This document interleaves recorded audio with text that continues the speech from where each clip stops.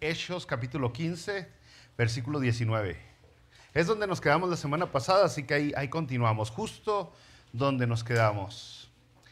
Hechos 15, 19, usted recuerda que ha terminado el primer viaje misionero de Pablo y ya regresó a Antioquía, y de Antioquía tuvo que ir a Jerusalén a tratar un asunto sobre esos legalistas que querían exigir que todo mundo guardara las leyes, que guardaran la ley de Moisés.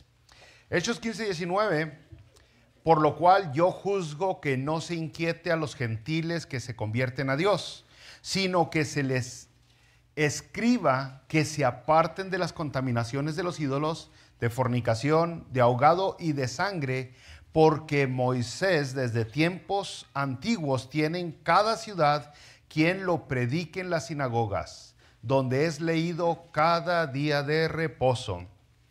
Eso es lo que dijo Jacobo, el hermano, medio hermano del Señor Jesucristo. Le tocó hablar a Pedro, le tocó hablar a Pablo, a Bernabé, y ahora habló Jacobo con respecto a aquellos gentiles que estaban aceptando a Jesucristo, si se tenían que hacer judíos antes de hacerse cristianos. Y Jacobo dice: yo tampoco creo que se tiene que inquietar a los gentiles, pero que sí guarden estas cosas.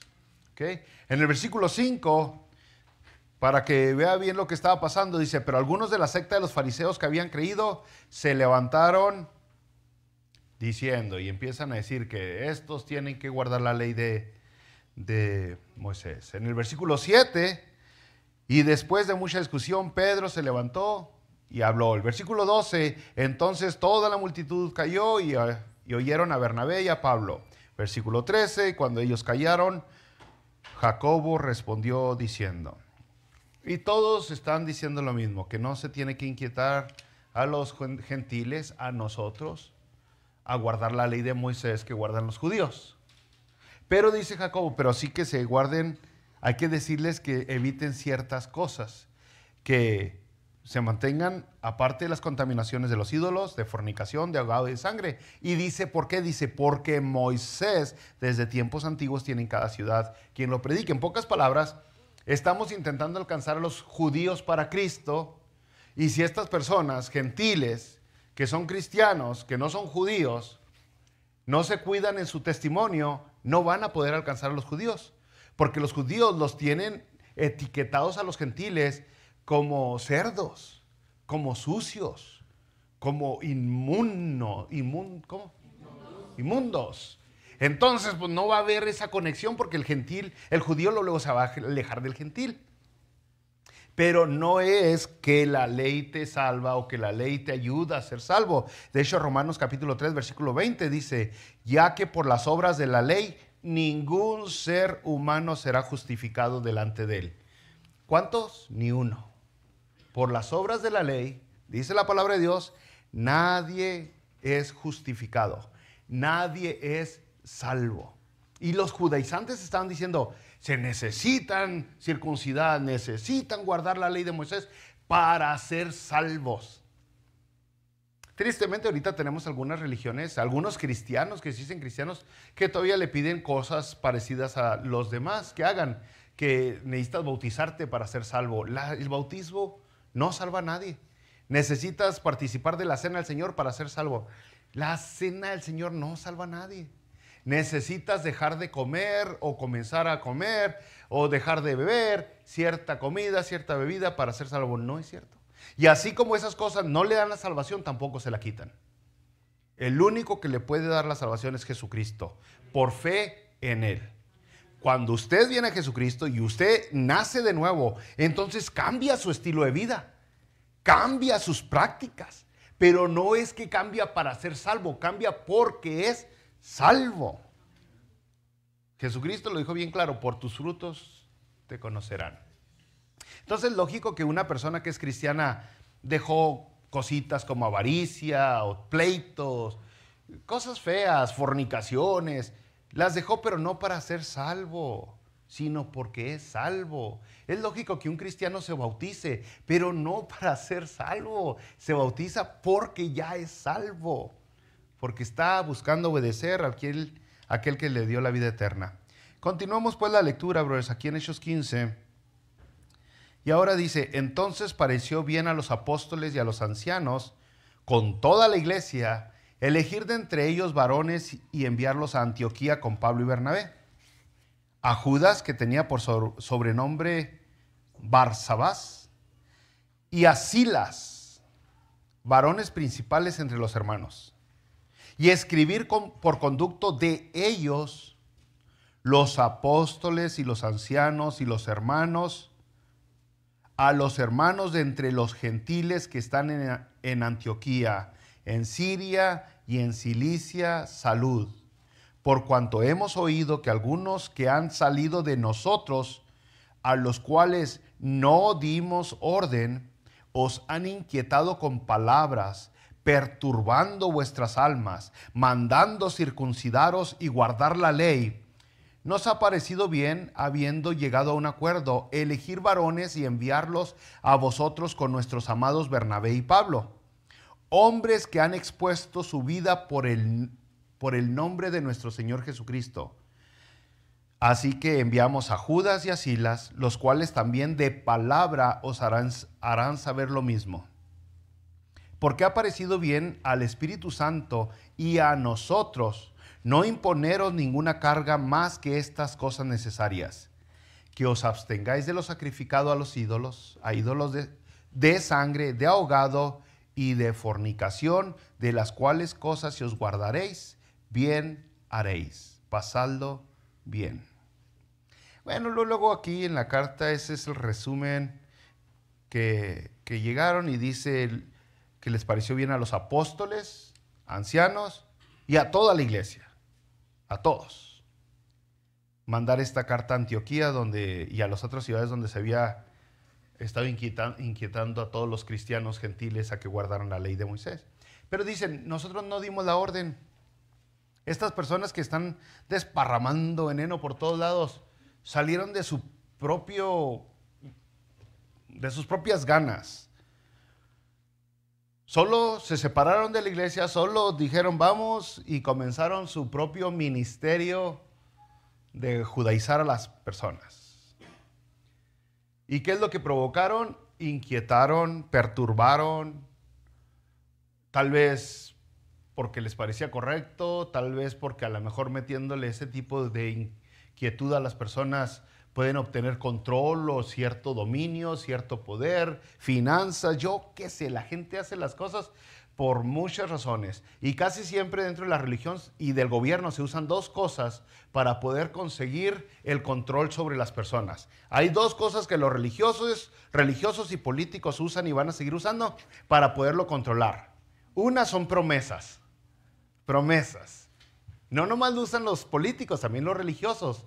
Hoy Dios te va a bendecir, Dios te va a dar más, Dios te va a prosperar, tú nomás decláralo, decrétalo, pídelo, y promesas y promesas y promesas, y esas iglesias se llenan. Así tenemos control, así los políticos ganan elecciones, con promesas. Ve a cualquier político, las promesas que hizo antes de ser elegido y lo que se cumplió cuando terminó su término. Y va a darse cuenta que todos son iguales. Pero se logra lo que quiere el político, es controlar a la muchedumbre. Y es lo mismo con los religiosos, lo mismito. Pero la segunda arma que usa la gente para poder controlar a la gente, a los demás, la segunda arma que usan los políticos y los religiosos es miedo, temor. Okay, no, necesitas hacer esto y hacer aquello y esto, y nosotros somos la iglesia, nosotros somos la puerta al cielo, nosotros, y entonces la gente ahí está por temor, quieren cumplir esta regla y esta orden y seguir estas directrices. A eso se le llama legalismo. Cuando usted tiene que hacer ciertas cosas para poder alcanzar la salvación, está siendo legalista. Cuando usted le mete en temor que si usted se toma una Coca-Cola o se toma un café, ya perdió la salvación, está siendo legalista, porque a través de esas obras usted está alcanzando o perdiendo su salvación, y le está quitando pues el honor a quien honor se merece, que es Jesucristo. El responsable de nuestra salvación al 100% es Jesucristo. Por todo pagó, por todo.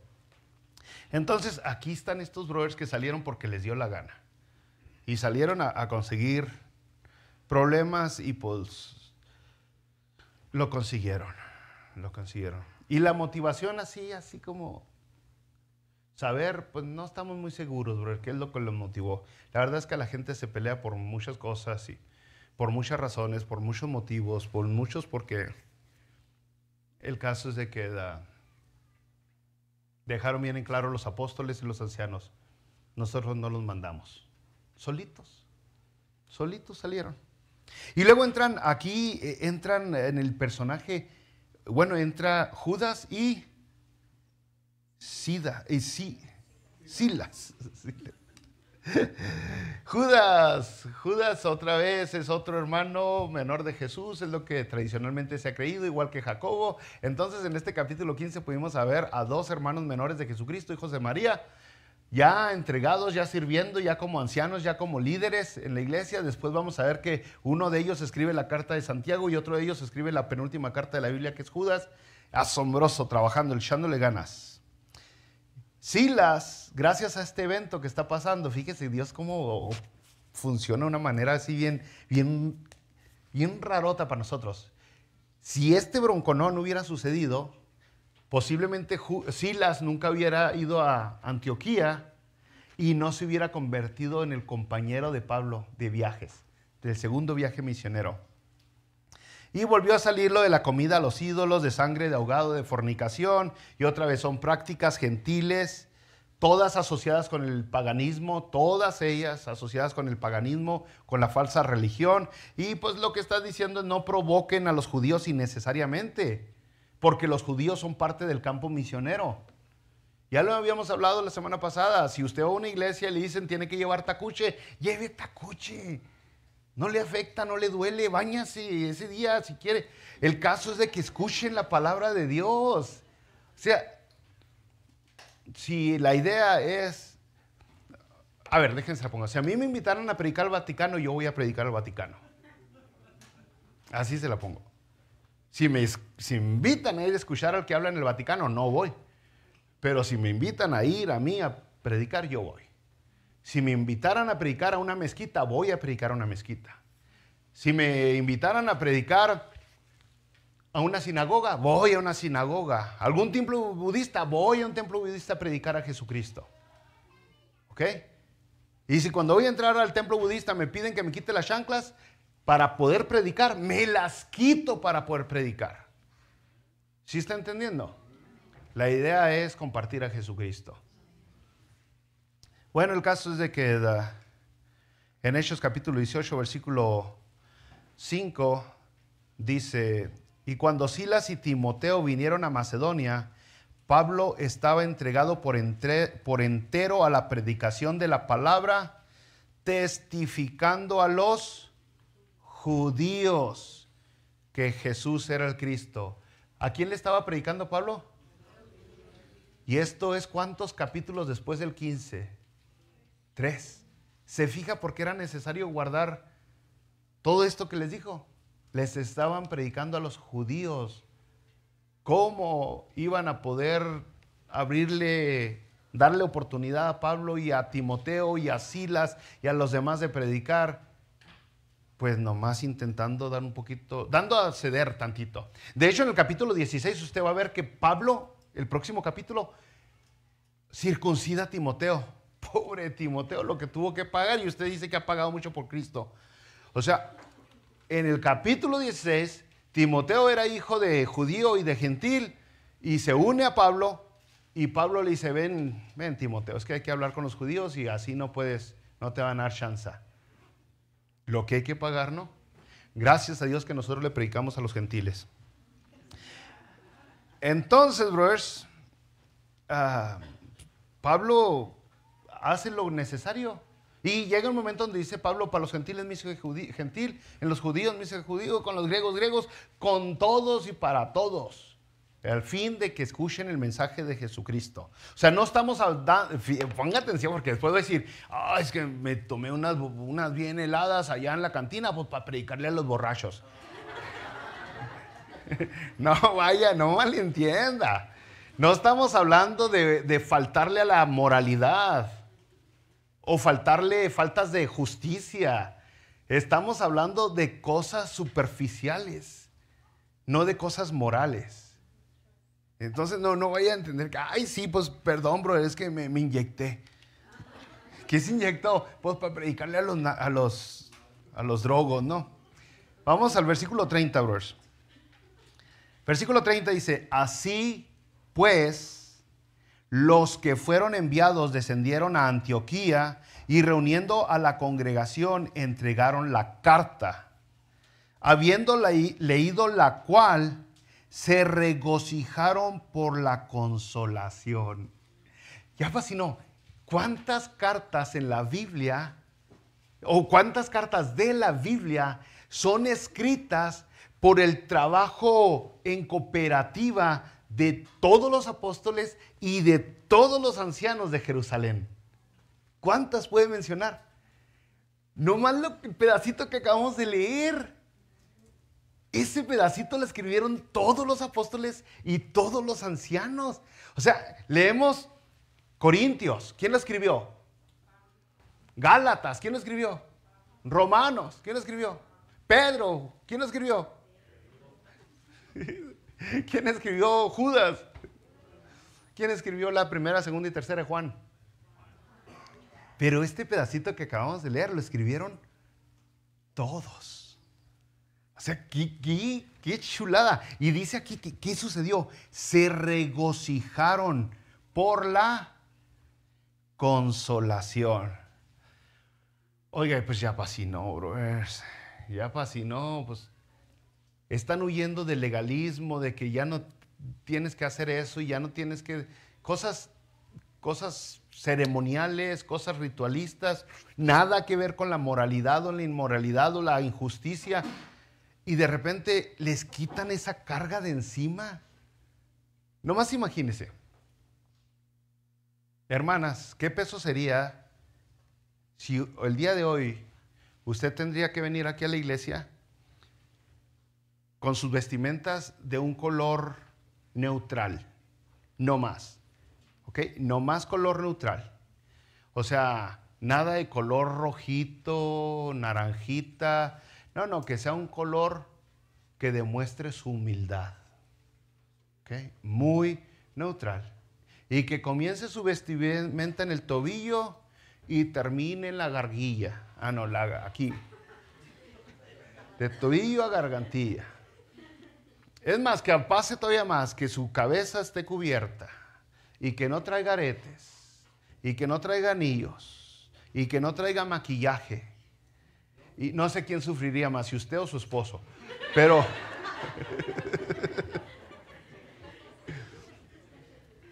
¿Ok? Y hermanos, varones y damas, que usted esta mañana no tendría que haber tomado café, porque es pecado, ni coca, ni tocino, si ya lo probó. O sea, le estoy hablando de qué tan grande carga se les quitó de encima. No es inmoral, no es injusto.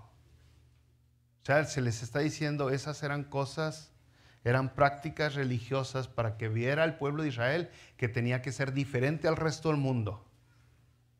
Tenía que haber una diferencia. Pero Jesucristo logró la verdadera santidad de nosotros por medio del sacrificio y el Espíritu Santo dentro de nosotros. Así que qué pesote, lógico que se van a regocijar. O sea, ¿puedo tomar café?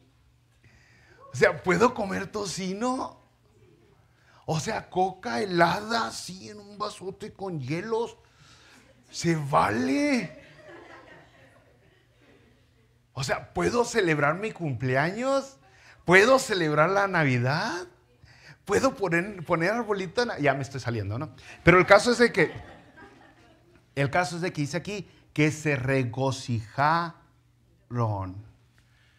Pero esta cosa siguió creciendo donde los legalistas no aflojaron, bro. Aunque todos los apóstoles y todos los ancianos y toda la iglesia estuvo de acuerdo en no poner carga sobre los gentiles, este grupo legalista siguió creciendo y creciendo y predicando lo mismo. Llega un momento donde Pablo tiene que escribir la carta a los Gálatas después de que se escribieron otras cartas que contradicen lo mismo. Y en Gálatas está tan sorprendido Pablo porque los mismos brothers estaban haciéndole casos a estos legalistas. Y dice en el capítulo 4, versículo 9 de Gálatas: ¿cómo es que os volvéis de nuevo a los débiles y pobres rudimentos, a los cuales os queréis volver a esclavizar? Fíjese, dice Pablo, ¿cómo es que se quieren volver a esos pobres, débiles rudimentos? ¿Cómo?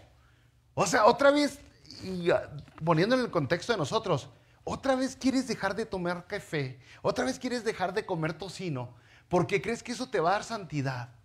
Eso es pobre, eso es débil, porque no puede hacer nada. No te mejora como individuo. El dejar de tomar café, coca o tocino o ponerte pantalón no te hace a mejor cristiano, no te hace mejor esposa, no te hace mejor en ningún lado. Es débil esa actitud, ese comportamiento. Para nada mejora tu vida, para nada cambia tu ser. Una persona que simplemente intenta ser mejor persona por lo que come o por lo que viste es una persona hipócrita y mentirosa. Y está llena, casi siempre esas personas están llenas de pleitos, de chismes, de quejas y de divisiones. Pero como se visten así, se sienten mejorcito. Pero dice Pablo, ¿cómo quieren volver a esos pobres y débiles rudimentos? Se quieren volver a esclavizar.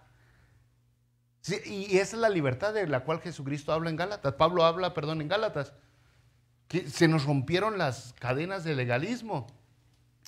Pero ahí está, ¿no? Y a lo mejor ustedes ya, ¿qué generación estamos hoy? ¿La Z, milenios? Yo ya lo perdí todo ese rollo, brothers. Y yo me quedé en la X y fue la mejor que ha existido. Pero cuando yo era joven, no hace tanto, estamos en la generación de cristal. Ok. Cuando yo era joven, ir al cine era pecado. Oiga, me lo prohibían y yo ni tenía ni para comer. Y me amenazaban que ir al cine era pecado. Escuchar música secular, uy, no, ni se diga. Pecadote, ¿no? Ver novelas no era pecado. Pero ver los pitufos sí era pecado. O sea, era bien asombroso que elegían qué cosas sí, qué cosas no. Ver los caballeros del zodiaco, no, del demonio, eso es Dragon Ball, uy, no, es Satanás.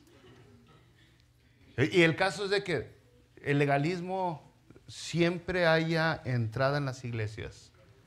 Y siempre la gente empieza a acusarlo a uno. Si haces eso, pierdes tu salvación. Si no lo haces, a lo mejor te la ganas. Y esa es la razón por la cual muchas sectas andan tocando puertas, intentando ganarse la gracia de Dios. Esa es la razón por la cual muchas personas dan dinero, intentando comprar la gracia de Dios. Pero Pablo dice, ¿cómo es que os volvéis de nuevo a los débiles y pobres rudimentos, a los cuales os queréis volver a esclavizar? Entonces, así usando la lógica humana, uno dice, pues es cierto, tengo que hacer algo para ganarme mi salvación. Es lo que todas las religiones hacen. Todas las religiones hacen o te exigen algo para que tú tengas méritos o hagas méritos para ganarte tu salvación. Cualquier religión del mundo te va a decir, tienes que hacer o no hacer esto. Pero el cristiano no. El verdadero cristiano, déjenme aclaro, el verdadero cristiano le dice, no, Jesucristo ya hizo todo. Él no lo hizo a medias. No hay una mezcla de obras y gracia. Es 100% gracia. Y entonces en la mente de uno dice, no estoy haciendo nada para ganarme la salvación. Necesito diezmar. Necesito caminar de rodillas. Necesito servir en la iglesia. Y se empieza uno a cargar y a cargar y a cargar. Y dice Pablo, ¿por qué se quieren volver a esclavizar? De ahí salieron. Y son pobres y débiles esas acciones porque no logran nada. Una mujer religiosa no es una bendición para sus hijos. Un padre religioso no es una bendición para sus hijos. De hecho, la mayoría de los hijos de padres religiosos y legalistas abandonan las iglesias. La gran mayoría. Entonces, si usando la Biblia no es suficiente para motivarse uno al aceptar la gracia de Dios, que es suficiente, pues usemos entonces la lógica de que nuestros hijos van a acabar alejados de la iglesia si somos legalistas y religiosos. Bueno, ahora llegamos al versículo 32, aunque todavía nos queda como media hora. Y dice, Judas y Silas, como ellos también eran, ¿qué eran? Ay, se me hace que aquí nos vas a atorar un rato, porque estamos en la época de los profetas. No sé por qué a mí, algunos otros brothers, tanto que les tiro yo, me mandan invitaciones de sus eventos proféticos que van a tener. Y digo, no sé si lo hacen porque quieren que vaya o porque quieren que me arda. Algo que... Y que van a venir un profeta de Puerto Rico y otro de Guatemala y que un profeta de México y se van a unir todos y le van a leer las manos y las cartas a la gente. Algo así yo me lo imagino, ¿no? Porque aquí dice, volvamos a ver lo que es un profeta. Dice, Judas y Silas, como ellos también eran profetas, consolaron y confirmaron a los hermanos con abundancia de palabras. Brothers, aquí en el Nuevo Testamento vemos, en varias ocasiones vemos a los profetas, pero cuando vemos en el Nuevo Testamento que aparecen los profetas o las profetisas y los comparamos con el Antiguo Testamento, para nada es la misma cosa. Para nada es la misma cosa. Y gracias a Dios por la escritura, brothers. Por una parte de las señales que Jesucristo, que el Espíritu Santo le da a la iglesia de que es genuina, del nuevo nacimiento, es usando en 2 ocasiones a los profetas que dicen lo que está por venir. Y entonces aquí, en 2 ocasiones, diríamos, aquí en el Nuevo Testamento, en el libro de Hechos, el profeta, y en especial un profeta, y no es ninguno de estos 2, que se llama Agabo, habla del futuro cercano que está por pasar. En una ocasión dijo, está a punto de venir una gran hambre en Jerusalén. Y en la segunda ocasión dijo, a Pablo lo van a amarrar y lo van a arrestar en Jerusalén. Son las 2 profecías que se dan a corto plazo de la vida de un hombre que está totalmente entregado a Dios.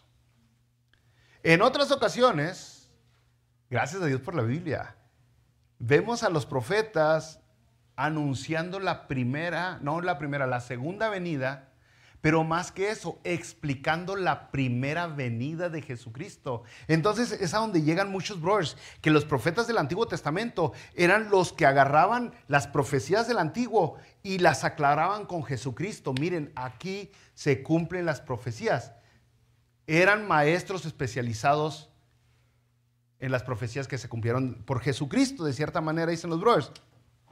Pero mire, en Hechos 24-25, vemos a Pablo predicando y dice que él estaba predicando a Félix, si usted recordará. Y específicamente lo que Pablo le está predicando a Félix es del juicio venidero. Ahí sí dice ahí que le estaba predicando del juicio venidero.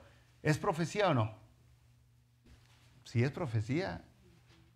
No le está diciendo, Félix, tu esposa va a quedar embarazada y tú vas a ser un gran rey porque tienes potencial, porque Dios te va a hacer grande. No, lo único que Pablo está haciendo, que es profecía, es agarrando lo mismo que está escrito en la Biblia y se lo está poniendo así, para que lo entiendas. ¿Se acuerda cuando iba el eunuco bien a gusto y no entendía la profecía de quién? ¿Y quién le dio entendimiento? Eso es lo que dicen los brothers. Les estaban abriendo los ojos a todos estos judíos de que la profecía se estaba cumpliendo. Entonces tenemos aquí en el libro de Hechos 5 ocasiones, brothers, 5 ocasiones en todos los años del libro de Hechos que aparecen personas que se llaman profetas o profetizas o que profetizaron. En total 5 ocasiones. Y 2 de esas son Gabo. Y las otras 3 simplemente menciona que alguien más era profeta o profetiza. Como aquí lo acaba de decir que eran, ¿quiénes eran? Judas y Silas. Ahora, dijo bien claro que Silas, como era profeta, consoló y confirmó. Eso fue lo que hizo Silas. Consoló. Como era profeta, consoló. Brothers, gracias a Dios por la Biblia, porque cuando entonces decimos, ok, vamos a saber más que es un profeta, así que Silas aparece por todos lados en la Biblia, en el Nuevo Testamento, pues, porque Silas se hace compañero de Pablo, y ya que es profeta, podemos ver lo que hace su ministerio. Ahora, Silas en las otras cartas no aparece como Silas, agarra el nombre, a usted acuérdese los nombres griego y hebreo, es Silvano. El mismo que Silvano, Silas y Silvano. Y aparece pues aquí en Hechos, en 2 de Corintios, en 1 de Tesalonicenses, en 2 de Tesalonicenses y en 1 de Pedro. ¿Y qué es lo que hace Silas o Silvano todos estos tiempos? Está profesando a Jesucristo, está cantando himnos y está llevando cartas de un lado para otro. Eso es lo que hace el profeta en el Nuevo Testamento. Profesa a Jesucristo. Y como vimos anteriormente, pues profesar a Jesucristo es profetizar. Porque imagínense nomás, ¿qué tanto puede usted compartir el Evangelio sin mencionar el futuro? ¿Hasta dónde puede hablar del Evangelio sin empezar a hablar de lo que falta en llegar, en venir? Solamente. Cuando una persona recibe al Señor Jesucristo como Señor y Salvador, ¿okay? En ese momento empezamos a decir, vas a nacer de nuevo. Ya lo estamos profetizando. Si lo recibes, naces de nuevo. Y heredas vida eterna. Y vas a vivir con Dios. Ya, pura profecía, porque estamos hablando del futuro, lo que va a pasar. Ahora digamos por el otro lado, si rechazas a Jesucristo, se te van a quemar las patitas como Cuauhtémoc y todavía un poquito más. O sea, castigo, condenación, separación eterna de... Es profecía, brothers. Es profecía. Entonces nosotros a veces, el día de hoy, vemos a estas personas que ellos mismos se autonombran profetas y lo que están buscando es un título, un reconocimiento, un pedestal, en pocas palabras. Y a lo único que se quieren enfocar es a decirle a la gente lo mismo que hacen los horóscopos, decirte cómo te va a ir, decirte si vas a ser rico, si vas a ser pobre, si vas a quedar embarazada, si te va a ir bien en la vida. Eso es lo que hacen los tristes profetas el día de hoy, que se autonominan ellos mismos profetas. Es lo mismo que hacían en el tiempo de Jeremías, ¿se acuerda? En el tiempo de Jeremías estos falsos profetas decían paz, paz, y no había paz. Y decían paz y prosperidad. Y no había, dice Jeremías, no, lo que viene ni es ni paz ni prosperidad. A Jeremías lo consideraban un falso profeta y a los demás que decían paz, prosperidad, los consideraban verdaderos profetas. ¿Quién tuvo la razón? Jeremías. Jeremías, bros. Entonces, es lo triste el día de hoy, que la gente quiere mezclar el profeta del Antiguo Testamento como, oh, yo soy Elías. Y aún así, si nos basáramos en el Antiguo Testamento con los profetas del Antiguo Testamento, estarían errándole bien tremendo, porque en el Antiguo Testamento, ¿cuántos de los profetas fueron asesinados? No les gusta eso, ¿eh? ¿Cuántos fueron populares? No fueron populares. ¿Cuántos llegaban a un lugar, a un salón como este y todo el mundo les decía, bienvenido, bienvenido? No, ¿cuál bienvenido? Les iba mal. Pero mire, vamos a 1 Corintios capítulo 14 porque ya mero se acaba este asunto. En 1 Corintios capítulo 14 se nos muestra claro que el don de profecía, brother, se refiere a interpretar y predicar la palabra. Y nomás vamos a saltear mucho por el tiempo, usted lo puede leer después. 1 Corintios capítulo 14 nos habla de la profecía el día de hoy, o en ese tiempo que estaba pasando Corintios. Y dice, 1 Corintios 14, 3, pero el que profetiza habla a los hombres para edificación, exhortación y consolación, lo mismo que hizo Judas y Silas. 1 Corintios 14, 4, el que profetiza edifica a la iglesia. 1 Corintios capítulo 14, versículo 5, el que profetiza es superior al que habla en lenguas. 1 Corintios 14, 6, ¿de qué provecho os seré a menos de que os hable por medio de revelación o de conocimiento o de profecía o de enseñanza? Y la interpretación de este versículo es que todos son sinónimos uno del otro. El versículo 22 del 14 dice, la profecía es una señal, no para los incrédulos, sino para los creyentes. Pero, versículo 24, pero si todos profetizan y entra un incrédulo o uno sin ese don, por todos será convencido, porque todos podéis profetizar uno por uno, para que todos aprendan y todos sean exhortados. Los espíritus de los profetas están sujetos a los profetas. Miren nomás, los espíritus de los profetas están sujetos a los profetas. Versículo 37 del 14 de 1 Corintios. Si alguno piensa que es profeta o espiritual, reconozca que lo que os escribo es mandamiento del Señor. Y pues me llama mucho la atención, yo simplemente le leí donde, en el capítulo 14, donde simplemente expresa lo que es una persona que profetiza, ¿eh? Pero me llama la atención cada declaración que hizo Pablo en este capítulo, sobre todo esa parte en el versículo 32, donde dice que los espíritus de los profetas están sujetos a los profetas. O sea que no vas a caer como en un éxtasis así. Me está diciendo, bien rarote que le hace la gente, así como que, ay, hasta se me pone chinito el cuero. ¿Por qué? Porque ese no es espíritu del de allá, es espíritu del de allá. Por eso se le pone a uno chinito el cuero, por eso se siente incómodo. El caso es de que, a diferencia en el Antiguo Testamento, cuando usted ve a personas profetizar, en el Antiguo Testamento, sin que ellas tuvieran control, de repente empezaron a profetizar. En varias ocasiones sucede, tanto en el tiempo de los jueces como en el tiempo de Moisés. En el Nuevo Testamento te dice, el espíritu, los profetas tienen control del espíritu que profetiza, en pocas palabras. Entonces, el día de hoy, brothers, la gente tristemente está buscando cosas bien rarotas. Y es lo mismo. Es lo mismo que estaban haciendo las demás personas judaizantes. Están buscando darle a la gente religión, misticismo. Claro que nuestro Dios es sobrenatural. Claro que Dios está fuera de este mundo, de este universo, de esta creación.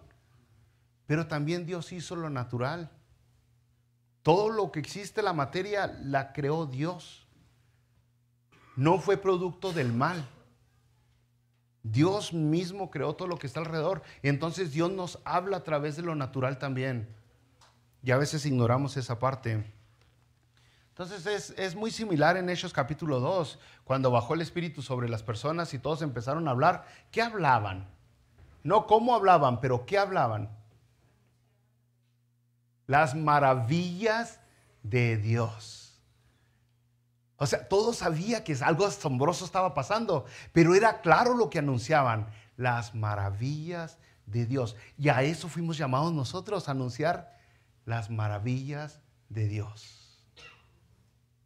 Así que algunos de ustedes se van a especializar tal vez en profecía del Antiguo Testamento, a lo mejor se van a especializar en escatología, se van a especializar en diferentes ramas del cristianismo o doctrinas del cristianismo.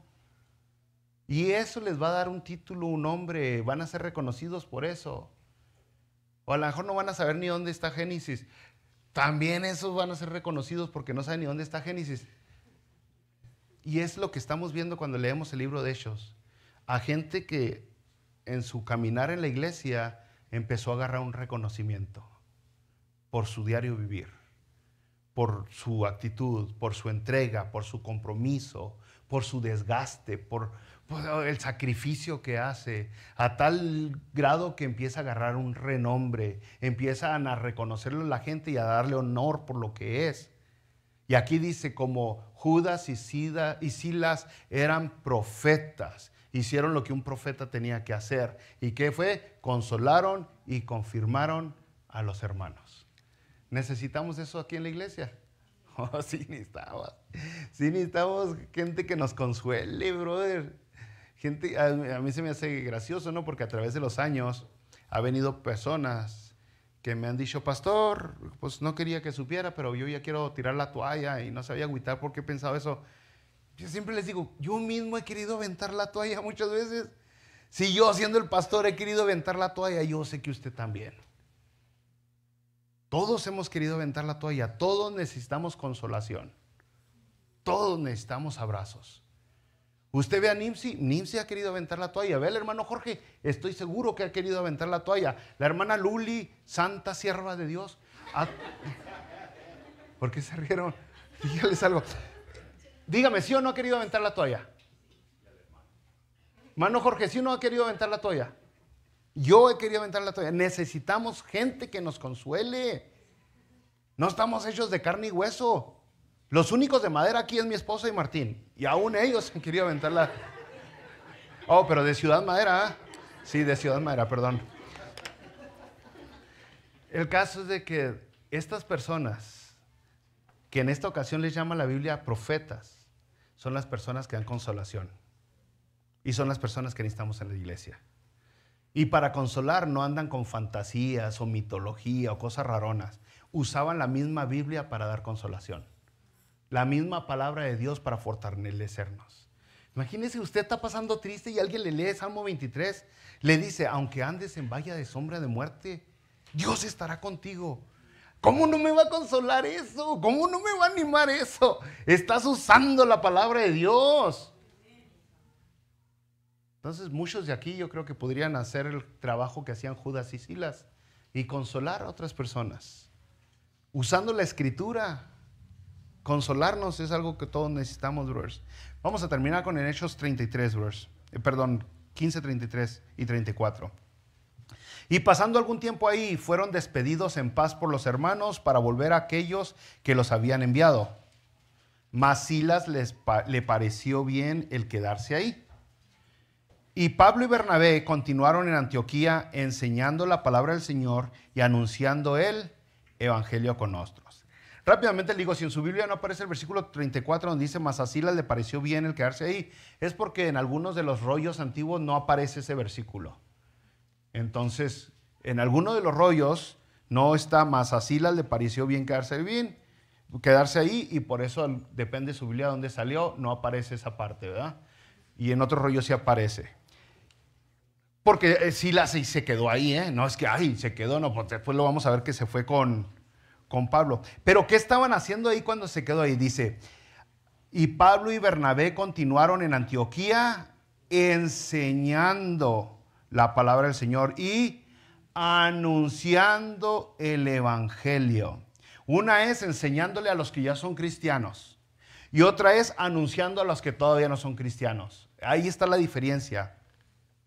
Entonces, brothers, la idea de predicar la palabra de Dios, anunciar la palabra de Dios, para entenderla, tiene que ir asociada con a quién le estás hablando, porque cuando yo digo, por ejemplo, hoy que voy a predicar, en realidad no es una predicación como está en el Nuevo Testamento, porque es más una enseñanza, porque la gran mayoría de ustedes ya son cristianos.